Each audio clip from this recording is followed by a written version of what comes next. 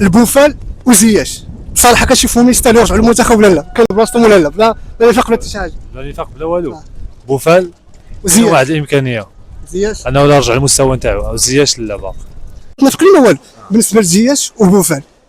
بغيت زعما باقي بلاصتهم يكونوا ولا لا؟ زياش بلاصتو كاينه، بوفال صراحه المهم كاين مطعم فيه اللاعب 50 50 انت انا كندافع على بوفال. انا كتفق لا انا بوفال زياش لا. بالنسبه لزياش وبوفال بصراحه جاوبوني.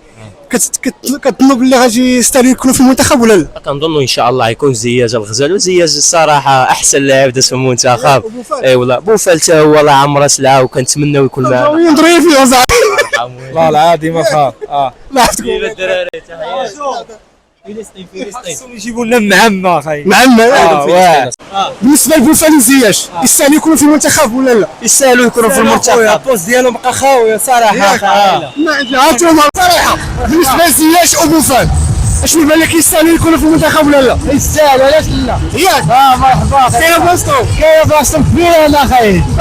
زياش وبوفال تبغيهم يكونوا في المنتخب الوطني ولا لا؟ صراحه يستاهلوا يستاهلوا ياك من الاخر بالك يعني شي مزيان عجبك التيران ناضي ياك لا ناضي. نسولكم جاوبني بصراحه زياش وبوفال تبغيهم يكونوا في المنتخب ولا لا؟ نبغيهم ضروري ضروري.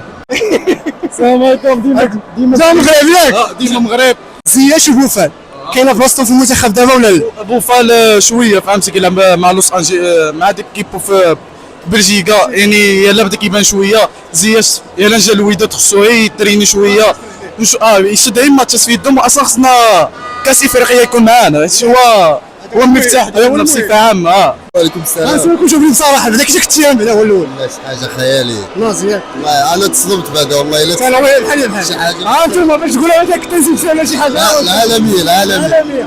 اشنو زياش وبوفال كاينه بلاصتهم في المنتخب دابا ولا لا؟ بصراحه كاينه والله العظيم، كاينة. يعني محتاجين بزاف ياك والله العظيم، المنتخب محتاجه.